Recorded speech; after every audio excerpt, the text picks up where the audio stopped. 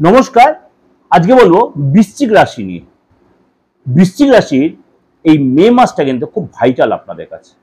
আপনার কিন্তু ঢাইয়া মুক্ত লাইফ, তা সত্ত্বেও যেন প্রতি মুহূর্তে একটা অবজেকশন, একটা মানে কন্ট্রোভার্সির মধ্যে আপনি পড়ে যাচ্ছেন। হওয়া কাজ মুখের সাথে কেটে যাচ্ছে, মনের আশা পূরণ যেন সহজে হচ্ছে না, মনের মধ্যে একটা অস্থিরবোধ আপনার এখনো কিন্তু কাজ করছে। কিন্তু এই দিনটা বেশি দিন আপনার ভোগ করতে হবে না, বেশি দিন ভোগ করতে হবে না। এই চাপটা আপনাকে বেশি দিন ভোগ, আর্থিক যে আপনার চাপ চলছে, অর্থ আস্তে আস্তে আটকে যাচ্ছে, খুব সামান্য অর্থ আসছে, সন্তানকে নিয়ে চাপ হচ্ছে, আপনার ঢাইয়াকে তা বলে এত কিছু পরে কেন হচ্ছে? শনি রাহু যে পিশাচযোগ করে বসে আছে, শনি রাহু যে পিশাচযোগ করে বসে আছে, তার জন্য কিন্তু আপনাকে এই চাপের মধ্যে পড়তে হচ্ছে। 14ই মে বৃহস্পতি যখন বৃষ রাশি ছেড়ে মিথুন রাশিতে প্রবেশ করবে, তখন আপনার কাছে একটা প্রভাব পড়বে। রাহুদেব যখন আপনার মীন রাশি ছেড়ে পিশাচযোগ থেকে বেরিয়ে এসে আপনার যখন কুম্ভ রাশিতে প্রবেশ করবে, তখন একটা প্রভাব পড়বে। কেতু যখন আপনার কন্যা রাশি ছেড়ে সিংহ রাশিতে প্রবেশ করে 8ই মে, তখনও কিন্তু আপনার একটা প্রভাব পড়বে। মঙ্গল এই মুহূর্তে বসে আছে আপনার নিচ রাশিতে, অর্থাৎ নিচস্থ হয়ে জল রাশিতে কর্কটে, এবং বুধ চলে যাবে 7ই মে আপনার মেষ রাশিতে, বুধে রবির সাথে জুতি তৈরি করবে। সেটার থেকেও কিন্তু কিছুটা হচ্ছে ডেভেলপ আসবে, সেখান থেকে ডেভেলপ কেন আসবে? বুধ এই মুহূর্তে নিচস্থ মীন রাশিতে পিশাচ যোগের সাথে জুতি তৈরি করে বসে আছে, এবং শনিরাও পিশাচ যোগ করে বসে আছে, শুক্র বসে আছে মীন রাশিতে লম্পট যোগ তৈরি করে। সুতরাং আপনার ক্ষেত্রেও কিন্তু ভালো মন্দ এফেক্ট দিচ্ছে। তাহলে কবে থেকে আপনার ভালো আসবে? প্রচন্ড একটা দুশ্চিন্তায় ভুগছেন বৃশ্চিক রাশির লোকেরা, ঢাইয়া চলে গেল, সবাই বলছে ভালো ভালো হবে, কিন্তু আর ভালোর দিনটা আমি আর দেখতে পাচ্ছি না। চলুন তাহলে এই ভালোর দিনটা কবে থেকে আসবে, চলুন তো একটু আলোচনা করে নি। আপনার এই বৃশ্চিক রাশি কিন্তু একাধিক ঘটনা ঘটবে, সেটা একাধিক, একের অধিক ঘটনা, এক দুটো না, 5-এর উপরে ভালো ঘটনা ঘটবে। আপনি কিন্তু শরীরটা নিয়ে একটু সচেতন থাকবেন 18 তারিখ পর্যন্ত বা সারাটা মাস পর্যন্ত। তাহলে প্রথম হচ্ছে শরীর আমাদের সম্পদ, স্বাস্থ্যই আমাদের সম্পদ। তাহলে শরীরটা কি কারণে? কোনো খাবার থেকে আপনার অ্যালার্জি হয়ে গেল, বা দেখা গেল আপনি স্কিনের কোনো প্রবলেম হলো, কোনো খাবার থেকে আপনার স্কিনের কোনো প্রবলেম হলো, হট করে পড়ে গিয়ে চোট লেগে গেল, বা আপনি রান্না করে, আপনি ঘরে গৃহবধূ, আপনি ঘরে রান্না করতে গায়ের মধ্যে হট করে গরম জলটা বা তেলটা ছিটকে চলে গেল, কোনো কারণ নেই, হঠাৎ আপনি অন্যমনস্ক হয়ে গেলেন, কারোর কথা মনে করলেন, হঠাৎ চোখে জল চলে গেল, সন্তানের সাথে মাঝে মাঝে একটু বাদ বিবাদে আপনি জড়িয়ে পড়েন, এইগুলো, বা রাগটা এসে গেল, এগুলো আপনার প্রেশারটা হাই, এগুলো কিন্তু ছুটকাট ব্যাপার। আপনাকে কিন্তু অনেক বেশি সচেতন সতর্ক হতে হবে বিশ্বাসী লোকেদের। আপনার এসে কিন্তু ঘুমটা কমে যাবে, মাথার যন্ত্রণা হবে, কারোর জন্য মনটা কষ্ট হবে, পুরনো কথা মনে পড়বে, কোমরের যন্ত্রণা হবে, এগুলো কিন্তু আপনাকে একটু সাফার করতে হবে। এবং আপনার মাঝে মাঝে হয়তো দেখালো একটু পেন কিলার খেতে হতে পারে, আপনার গুপ্তাঙ্গে কোনো ডিস্টার্ব হতে পারে, পুরুষ মহিলা নির্বিশেষে। এগুলো কিন্তু আপনাকে অনেক বেশি সচেতন, আপনার জলটা বেশি করে খেতে হবে। বিশ্বাসী লোককে বললো জল বেশি করে খেতে হবে, রাস্তায় চলাফেরাতে সাবধান, ঘরে কাজকর্ম করতে সাবধান, সিঁড়ি থেকে নামতে সাবধান, আপনি ওয়াশরুমে যেতে সাবধান, পড়ে গিয়ে পায়ে মুচকে যেতে পারে, পায়ে চোট লাগতে, রক্তপাত একটু আধটু হতে পারে, প্রেশারটা বাড়তে পারে, সুগারটা কোনো কারণে হয়তো বেড়ে যেতে পারে, কিন্তু সেটা 18 মে পর্যন্ত সতর্ক থাকতে হবে। 14 তারিখ যখন বৃহস্পতি ট্রানজিট, তখন কিন্তু আপনার মধ্যে অনেকটাই চেঞ্জ আসবে।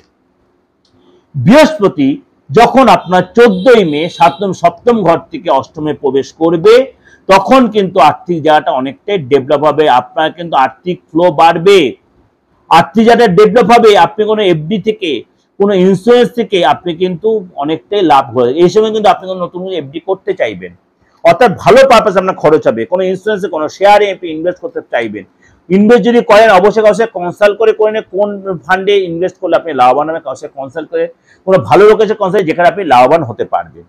আপনার 15 তারিখের পর থেকে দেবগুরু বৃহস্পতি যখন মিথুন রাশিতে অষ্টম ঘরে প্রবেশ করবে, আপনার কিন্তু বিশেষ কোনো ব্যক্তির দ্বারা আপনি লাভবান হবেন, পৈতৃক সম্পত্তি দ্বারা লাভবান হবেন, আপনার যে অশান্তি চলছিল, আপনার যে সাংসারিক অশান্তি, সেটা মিটে যাবে, আপনার যে আইনি ঝামেলা, কোর্ট কেস চলছে, সেটা আপনার মিটে যাবে, বা আপনার ফেভারে আসবে, আপনি সেখানে অনেকটা গেইন করতে পারবেন। আপনি গ্রামের বাড়ি যাবেন, আপনি দেশের বাড়ি যাবেন, সেখান থেকে কোনো সম্পত্তি যে প্রবলেম, সেগুলো আপনার মিটে যাবে, সেখান থেকে লাভবান হবে, কেনা বেচার মাধ্যমে, সম্পত্তি কেনা বেচার মাধ্যমে লাভবান হবেন, এবং আপনার সোনা রূপো বা আপনার শেয়ার মিউচুয়াল ফান্ড, এখান থেকে আপনার লাভবান হবে। কোনো জায়গায় এফডি করে কোনো ইনভেস্ট করে রেখেছেন পুরোনো কোনো ইনভেস্ট, সেখান থেকে আপনি লাভবান হবে। হঠাৎ কোনো আপনার শেয়ারটা হঠাৎ ফুলে বেঁপে গেল, সেখান থেকে আপনি লাভবান হবেন। বৃহস্পতির ট্রানজিট অষ্টম ঘরে আপনাকে কিন্তু আর্থিক যথেষ্ট ডেভেলপ দেবে। অষ্টম ঘরে বৃহস্পতির এই গোচর আপনার জন্য কিন্তু যথেষ্ট সুসময় বয়ে আনছে। আপনার শরীর স্বাস্থ্য ভালো হবে, পেটের প্রবলেম যে ছিল মিটে যাবে। 15 তারিখের পর থেকে কিন্তু আপনার আর্থিক সিচুয়েশন যথেষ্ট ডেভেলপ করবে। আপনার মনের ইচ্ছা, আর্থিক রিলেটেড মনের ইচ্ছা কিন্তু পূরণ হবে এবং আপনার কিন্তু অনেক কিছু সুখ আপনার ফিরবে। আপনার যে মনের ইচ্ছা, মনের অপ্রাপ্তি ইচ্ছা, সেগুলো কিন্তু আপনি ফিরে পাবেন। ফ্যামিলি লাইফটা বলি, পিশাচ যোগ যে তৈরি হয়েছে, আপনার শনি পিশাচ যোগ তৈরি করে যে বসে আছে, সেটার জন্য কিন্তু আপনাকে 17 তারিখ পর্যন্ত আপনাকে অনেক বেশি সতর্ক থাকতে হবে। ফ্যামিলি লাইফে ঝগড়া, অশান্তি, ক্লেশ, এগুলো কিন্তু আপনাকে অনেক বেশি সাফার করতে হবে। স্বামী স্ত্রীর মধ্যে বলুন, ভাই বোনের সাথে বলুন, বাবা মার সাথে বলুন, বাড়ির কাজের মহিলার সাথে, কাজের লোকের সাথে বলুন। বিশেষ করে কাজের লোকের, আপনার যে কাজের লোক আছে তারা কাজ ছেড়ে চলে যেতে পারে, কাজের মহিলা ডিস্টার্ব করবে, আপনাকে সাফার করতে, এগুলো কিন্তু বি কেয়ারফুল। কাজের লোকের সাথে ভীষণ চাপে পড়বে না, কাজের লোকের সাথে তর্ক বিতর্ক, কাজের লোককে চুরি করতে পারে, কাজের লোককে ডিস্টার্ব করে, কাজের লোককে নষ্ট করে ফেলতে পারে। এর জন্য বা কর্মচারী হিসেবে কাজ ছেড়ে চলে গেল, সে অফ করে কাজ, তার জন্য অর্থ খরচ হয়েছে, সে তার জন্য ডক্টরসে যেতে হলো, আপনার কিন্তু কর্মচারীকে নিয়ে একটু চাপে পড়তে হবে। আপনার আন্ডারে যারা কাজ করছে তাদেরকে নিয়ে বিশেষ করে আপনার কাজের চাপ হবে। আপনার বাড়িতে মনে করেন কোনো রিপেয়ার করছে, রিনোভেশন করে, বাথরুমের কাজ করছে, টাইলসের কাজ করছে, যে মিস্ত্রি বা যে কন্ট্রাক্টর কাজ করে তার সাথে আপনার বাদ বিবাদে জড়িয়ে পড়বে। সে আপনাকে বেশি টাকা ডিমান্ড করে, জিনিস নষ্ট করে ফেলে, ডিস্ট্রয় করে ফেলে, তার জন্য তার টাকাটা আপনার বেরিয়ে যাবে। আপনার 18 তারিখের পর থেকে কিন্তু ফ্যামিলি লাইফে কিন্তু সময়টা আসতে ফিরবে, শান্তি ফিরবে। আপনার অশান্তি থেকে অ কেটে দিয়ে তখন শান্তি ফিরবে, অর্থাৎ অ বেরিয়ে গেল, শান্তি আপনার ঘরে ইনপুট করলো, অর্থাৎ আপনার ইন হলো, অ বেরিয়ে গেল, অর্থাৎ অশান্তি বেরিয়ে গেল। 19 তারিখের পর থেকে কিন্তু বিশ্বাসী লোকেদের অশান্তি কিন্তু একদম আস্তে আস্তে মিটে যাবে। আপনাকে অনেক অ্যাডজাস্ট, মুখে মুখে তর্ক করাটা ছেড়ে দিতে হবে, আপনাকে সহ্য শক্তি বাড়াতে হবে। ফ্যামিলি লাইফের ক্ষেত্রে একটা কথা বলছি বিশ্বাসী, আপনাকে সহ্য শক্তি বাড়াতে হবে, কম্প্রোমাইজ করতে হবে, তাহলে অনেক কিছু আপনি পাবেন। বৃহস্পতির ট্রানজিট আপনার মনের ইচ্ছা পূরণ করবে, সন্তান সুখ দেবে, বিশ্বাসী লোকের বি কেয়ারফুল। আপনার বৃহস্পতি যে ট্রানজিট হবে আপনাকে 14 তারিখের পরে, আপনার কিন্তু সন্তানের বিদ্যার জায়গা ভালো হবে। যারা সন্তান কনসেপ্ট করতে চায় সন্তান সুখ পাবেন, মনের ইচ্ছা পূরণ হবে, অপ্রাপ্তি ইচ্ছা প্রাপ্তি যোগ হবে, সন্তান সুখ হবে। আপনার বারবার বলেছি বৃশ্চিক লোকেরা যারা এইসব সন্তানের প্ল্যান করে নিতেই পারেন। এই সময় কিন্তু সন্তান আপনার কোথাও ঘুরতে যেতে পারে, আপনার সন্তান বাইরে কোথাও ঘুরতে যাবে, গ্রামের বাড়ি যাবে এবং দেশের বাড়ি থেকে আটকে থাকা কাজ আপনার কমপ্লিট হবে, সন্তানের কাছে কোনো গুড নিউজ পাবেন। এই সময় সন্তানের যে পেটের প্রবলেম, নিউমোনিয়া, প্লিয়া, এগুলো কিন্তু 14 তারিখ পর্যন্ত কিন্তু সন্তান এগুলো ভুগবে, কিন্তু তারপরে কিন্তু সন্তানের 14 তারিখের পর থেকে কিন্তু সেই জায়গাটা অনেকটাই রিলিফ পাবে আপনার সন্তান। অর্থাৎ সন্তান কিন্তু এই সময় ইনফেকশন, ডিজিজ, কিছু কামড়ে দেওয়া, ভালো করে শুনবেন, কিছু কামড়ে দেওয়া, পেটের প্রবলেম, যে লিভারটা বড় হয়ে গেল, বমি করছে, এই ধরনের প্রবলেমগুলো বা নিউমোনিয়া, ইনফেকশন, এগুলো কিন্তু সন্তানকে নিয়ে আপনার ভুগতে হবে 14 তারিখ পর্যন্ত। 14 তারিখ পর্যন্ত সূর্য বৃহস্পতি ট্রানজিট হবে, এগুলো কিন্তু, বা 18 তারিখ যেন রাহু ট্রানজিট হবে, আপনার সন্তানের জায়গাটা কিন্তু আস্তে আস্তে ঠিক হয়ে যাবে, সন্তান সুখ আপনারা কিন্তু পাবেন। অর্থাৎ 14 তারিখ একটা ট্রানজিট, 18 তারিখ একটা ট্রানজিট, সেটা কিন্তু অবশ্যই আপনার জন্য ভালো রেজাল্ট নিয়ে আসছে। বৃশ্চিক রাশি চাকরির জায়গাটা বলি, সূর্যদেব আপনার উচ্চ রাশিতে বসে আছে, আপনার জন্য কিন্তু এই সময় চ্যালেঞ্জিং সিচুয়েশন তৈরি হবে। এই সময় যারা চাকরির চেষ্টা করছেন দীর্ঘদিন ধরে, তারা কিন্তু চাকরি পাবেন, হলপ করে বলছি। যদি আপনি মাইনরিটি চাকরির চেষ্টা করেন, প্রাইভেটে হোক, সরকারি হোক, যাই হোক, বা আপনি যেখানে চাকরি করছেন বসের সাথে সুসম্পর্ক হয়ে পদ প্রমোশন হবে, আপনার যথেষ্ট ডেভেলপ করবে, আপনার মধ্যে একটা কনফিডেন্স বাড়বে, আপনি অ্যাওয়ার্ড পাবেন, পদ সম্মান পাবেন, কলিগদের সাথে সুসম্পর্ক, আপনি কোথাও ঘুরতে যাবেন তাদের সাথে, এবং আপনার যে অ্যাচিভমেন্ট চাকরি রিলেটেড, সেই অ্যাচিভমেন্ট কিন্তু ফুলফিল হবে। ব্যবসার কথাটা বলি, বৃশ্চিক রাশি লোকেদের সূর্য উচ্চ রাশিতে বসে থাকায় আপনার কিন্তু সরকারের যে প্রবলেম ছিল সেই প্রবলেম কিন্তু সলভ হয়ে যাবে ব্যবসার ক্ষেত্রে। ব্যবসা রিলেটেড সরকারি যে প্রবলেম, আপনি কিন্তু সেটা অনেকটাই সলভ করতে পারবেন। সরকারি যে বাধা, জিএসটি, ট্যাক্স, ট্রেড লাইসেন্স বা যে কোনো প্রবলেমগুলো সেগুলো কিন্তু আপনি অনেকটাই রিকভারি করতে পারেন, অর্থাৎ সলভ হয়ে যাবে। অর্থাৎ ব্যবসাটা কিন্তু আপনার মে মাসে কিন্তু মনের মতো হবে। ক্লায়েন্ট আসবে, নতুন ক্লায়েন্টের সাথে যোগাযোগ হবে, নতুন ক্লায়েন্ট পুরোনো ক্লায়েন্ট আপনার অর্থ দেবে এবং আপনার সেল বাড়বে এবং মনে রাখার মতো মাস হবে। যারা ব্যবসা করছেন বৃশ্চিক রাশির লোকেদের, তাদের কিন্তু মনে রাখার মতো একটা মাস হবে। চলুন তাহলে দাম্পত্য লাইফটা বলি। আপনার কিন্তু সপ্তমে গুরু বসে থেকে অষ্টমে যাবে 14 তারিখ, এই 1 তারিখ থেকে 13 তারিখ পর্যন্ত পার্টনারের সাথে আপনি কোথাও তীর্থে যেতে পারেন, তীর্থে যখন প্ল্যান করতে পারেন, কোনো ঠাকুরের আশ্রমে যাবেন, সেখানে অনেকটা সময় কাটে, রিলেশন আপনার অনেকটাই বেটার হবে।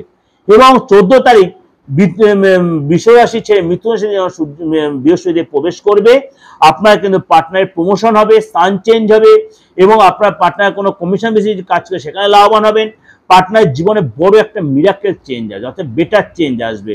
বৃহস্পতির ট্রানজিট আপনাদের রিলেশনে কিন্তু অনেক বেশি ডেভেলপ করবে।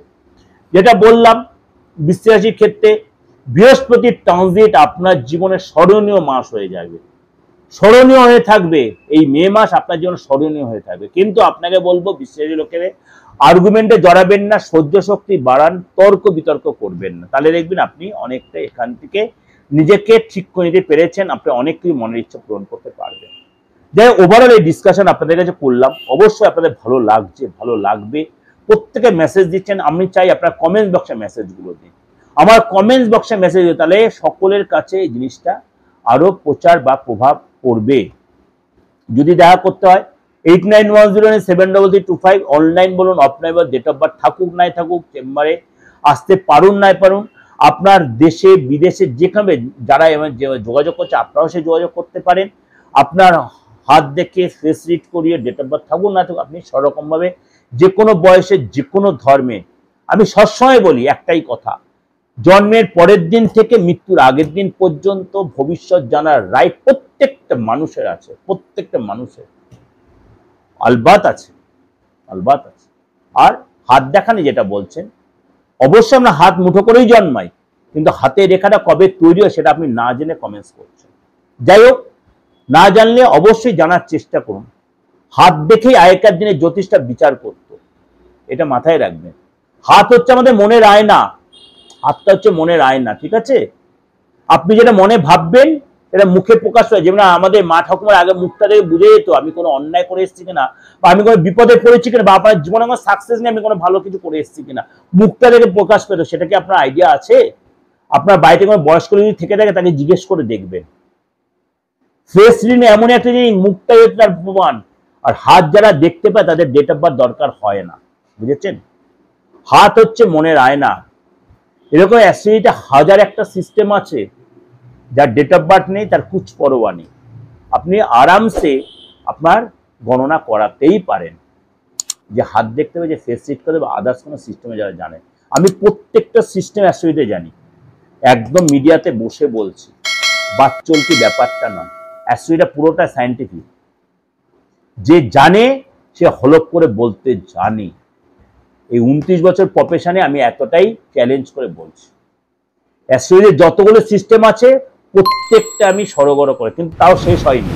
সমুদ্র, মহাসাগর, শেষ হয় না কোনোদিন অ্যাস্ট্রোলজার, শিখতে শেষ নাই, শেখার কোনো শেষ নাই, এত বড় কথাই বলে দিলাম। সুতরাং চলুন, অনেক জ্ঞান দিয়ে ফেললাম, নিজ গুণে ক্ষমা করে দেবেন, ভালো থাকবেন, ভগবান আপনাদের মঙ্গল করুন। নমস্কার।